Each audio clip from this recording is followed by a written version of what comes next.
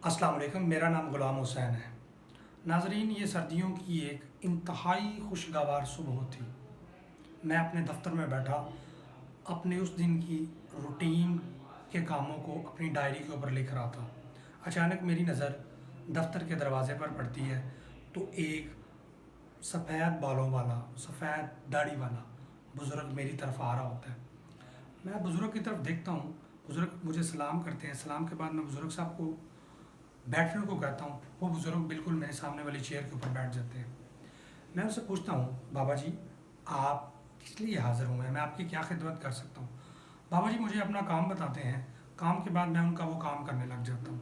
काम के दौरान बाबा जी से बातचीत शुरू होती है तो मैं बाबा जी से कोई एक दो सवाल करता हूँ और पता चलता है कि बाबा जी थोड़े से परेशान हैं। बाबा जी से मैं पूछता हूँ, बाबा जी क्या मसला है, आप परेशान लग रहे हैं। तो बाबा जी आगे से मुझे हंस के कहते हैं कि कुछ नहीं, आजकल हमारे ज़माने के लोग कहाँ रहे हैं इस दुनिया में। तो मैं बाबा जी से इसरार करता हूँ, आप क्या कहना चाहते हैं बताइए ज़रा। बाबा जी मुझे बताते हैं कि वो 1982 में जापान के वीज़े पर गए। उनको जापान के शहर टोक्यो में जाने का इत्तेफाक हुआ। वो टोक्यो के एक स्टोर में, मतलब कैश एंड कैरी स्टोर पे वो कुछ चीज़ें ख़रीदने जाते हैं। तो वो कुछ प्रोडक्ट ख़रीदते हैं।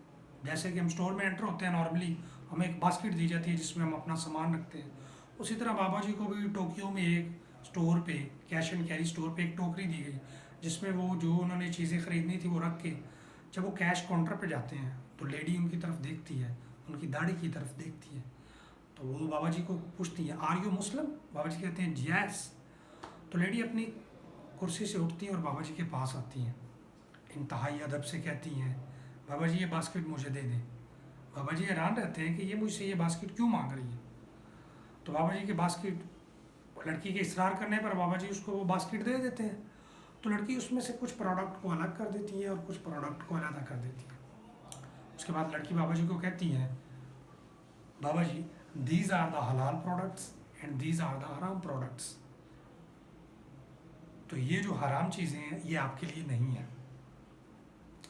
बाबा जी लड़की की तरफ देखते हैं और हैरान हो जाते हैं कि ये एक गैर मुस्लिम होकर मुझे, मतलब एक गाइड कर रही है कि ये हलाल है ये हराम है, वरना इनको क्या फ़र्क पड़ता था, इन्होंने तो बेचनी थी, ये बेच देते मुझे। खैर बाबा जी वो हराम प्रोडक्ट छोड़ देते हैं, जो हलाल होती हैं वो परचेज़ करके लड़की को कैश पे करते हैं और वापस अपने घर चले जाते हैं। बाबा जी मुझे ये वाक़या सुना रहे होते हैं और साथ मुझे एक नसीहत भी करते हैं। कहते बेटा, वो कौमें इसलिए तरक्की कर रही हैं, वहाँ लोग झूठ नहीं बोलते, वहाँ इखलाकियात आज भी आला पाए पर हैं। बाबा जी मुझे बताते हैं कि मैं हैरान हूँ, पाकिस्तान के हर दफ्तर में, वो सरकारी है वो प्राइवेट है, इतना ज़्यादा झूठ बोला जाता है। मैं इस वजह से परेशान हूँ। बाबा जी बताते हैं कि ये सच बोलने की रवायात, इखलाकियात की रवायात, ये तो इस्लाम की रवायात थी। उन्होंने इस्लाम से ये रवायात लेकर ख़ुद अपना कर वो दुनिया की तरक्की याफ्ता कौमें बन गई। और हमने झूठ को अपना लिया, हमने बददयांती को अपना लिया, हम लोगों का हक मारने वाले बन गए और फिर हम नाम नेहाद मुसलमान भी बन गए। बाबा जी बताते हैं बेटा, ज़िंदगी में कामयाबी का एक असूल ये भी पल्ले बांध लो कि कभी किसी से झूठ नहीं बोलना। बाबा जी बताते हैं कि मैंने दुनिया में बहुत से ममालिक विज़िट किए हैं, वहाँ इखलाकियात बहुत ज़्यादा है लोगों में, और इखलाकियात में सबसे जो मेन चीज़ मैंने देखी है कि वो लोग झूठ नहीं बोलते। बाबा जी कहते हैं हमारा तो रेडी वाला भी झूठ बोलता है, उसने वो अच्छे सेब आगे लगाए होते हैं, रेट उसका बता रहा होता है, गंदे सेब पीछे लगाए होते हैं, तोल के वो दे रहा होता है। तो हम माशरे में कैसे तरक्की कर सकते हैं।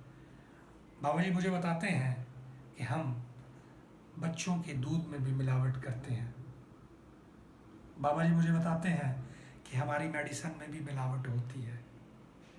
बाबा जी हमें बताते हैं कि हमारी फास्ट फूड की इंडस्ट्री, शवारमा बर्गर वगैरह में हम मुर्दा चिकन प्रोवाइड कर रहे होते हैं। बाबा जी हमें बताते हैं बेटा کہ ہم اخلاقیات کی اس پستی پہ چلے گئے ہیں جہاں تباہی ہمارا مقدر بن گئی ہے۔ بابا جی بتاتے ہیں کہ ہمارے ہاں ہر سال 6 ماہ، ہفتے، مہینے بعد ہم جلوس نکالتے ہیں عاشق رسول ہونے کا۔ کیا ایک جھوٹا آدمی عاشق رسول ہو سکتا ہے؟ کبھی نہیں۔ دین اسلام تو واضح بتاتا ہے کہ جھوٹ ہلاک کرتا ہے اور سچ نجات دیتا ہے۔ افسوس، ہم نے سچ کو چھوڑ دیا اور جھوٹ کو اپنا لیا، اس لیے دنیا میں تباہی ہمارا مقدر بن گئی۔ بابا جی نے مجھے ہدایت دی، بیٹا زندگی میں کامیاب ہونا ہے یا آخرت میں کامیاب ہونا ہے تو ایک بات اپنے پلے باندھ لو کہ زندگی میں جھوٹ نہیں بولنا آپ نے کسی کو۔ بابا جی مجھے بتاتے ہیں کہ میری اتنی زیادہ عمر ہو گئی، یہ بال سفید ہو گئے، میں نے قوموں کو ترقی کرتے دیکھا ہے، ان قوموں کو ترقی کرتے دیکھا ہے جن میں اخلاقیات زندہ ہوتی ہیں۔ ہمارے یہاں ہم نے اخلاقیات کے جنازے نکال دیے۔ خدا ہم سے ناراض ہے بیٹے، خدا ہم سے ناراض ہے۔ اگر خدا کو منانا ہے تو جھوٹ کو چھوڑنا ہوگا، پھر ہی ہم ترقی کر سکتے ہیں، معاشرے میں وہ مقام حاصل کر سکتے ہیں۔ ناظرین، بابا جی یہ مجھے ساری باتیں بتا کے وہاں سے چل دیے، لیکن میں وہاں بیٹھتا سوچتا رہا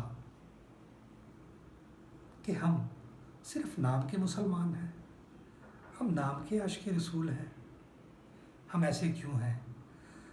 ترقی اور اخلاقیات کی بات آتی ہے تو ہم دوسرے ممالک کا تذکرہ کیوں کرتے ہیں؟ ہم کیوں اتنے جھوٹے ہیں؟ ہم اس کو کیسے ٹھیک کر سکتے ہیں؟ یہ ہمیں اندر سے کوشش کرنی ہوگی۔ ہم میں سے ہر ایک شخص کو جھوٹ چھوڑنا ہوگا۔ جھوٹ چھوڑنے سے ہمارا معاشرہ بہتر ہوگا، ہماری دنیا بہتر ہوگی، ہماری آخرت بہتر ہوگی۔